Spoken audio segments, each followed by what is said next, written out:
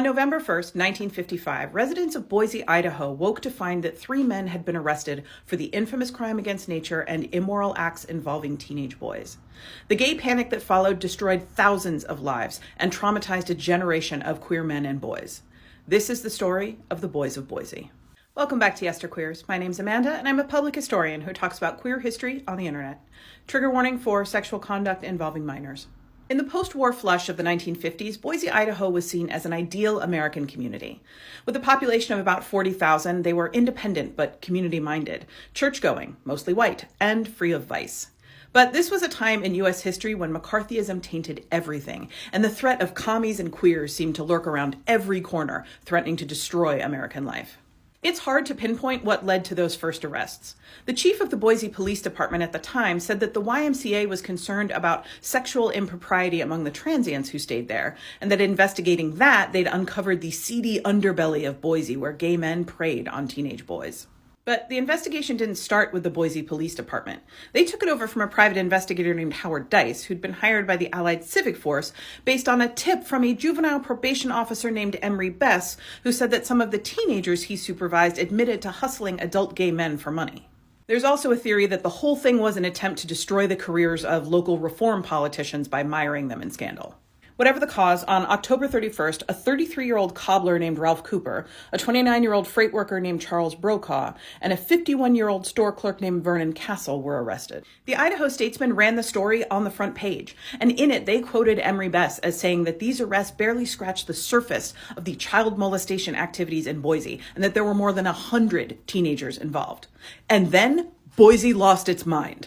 Within 2 days, the city's panic had escalated to a fever pitch. Parents started calling both the high school and the police station to offer up names of suspected deviants and traded rumors among themselves until the perverts destroying Boise's youth was all anyone could talk about. And then Statesman made it worse by running an editorial on November 3rd entitled Crush the Monster, which called for Boiseans not to rest until the monstrous evil in the city had been completely eradicated. They continued to run a series of incendiary editorials about the homosexual menace and the need to save Boise's boys from the underworld.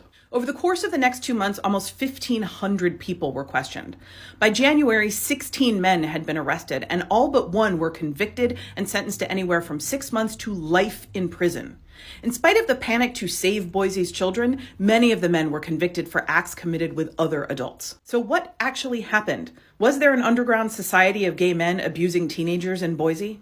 3 weeks after the first arrest, the Boise Board of Health hired a consultant named Dr. John Butler, who was a psychiatrist trained in sexual deviance. He'd previously worked for the U.S. Navy, where he interviewed more than 2,000 sailors suspected of homosexuality or communism. He was tasked with addressing the city's morality problem and in identifying the more than 100 victims that Bess had alluded to. Butler found fewer than 10 teenage boys who'd had upstairs or downstairs contact with adult men. But perhaps more surprising, the boys he found said that they solicited the adults and not the other way around.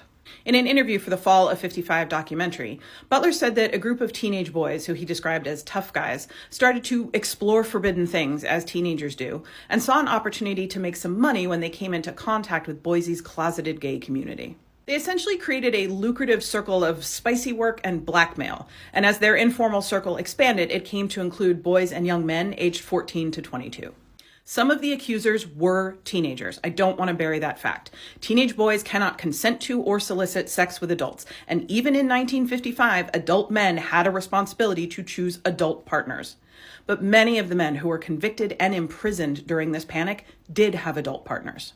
The main accuser in this investigation was 22, and accusing men of acts that took place when he was 20 and 21. The end of Boise's gay panic came as suddenly and with as little explanation as its start. A key witness's credibility was called into question when he was convicted of an unrelated manslaughter, and the national attention was starting to wear on the community. The general feeling seems to have been that it was all too much. Too much scandal, too much attention on Boise, too many innocent people getting hurt. So they wrapped it all up, put it in a box, and didn't talk about it again until John Garassi started doing research for his book a decade later, leaving thousands of Boiseans to sort through the emotional wreckage on their own. That's it for today. As always, more information, including sources and further reading, is available in the usual place.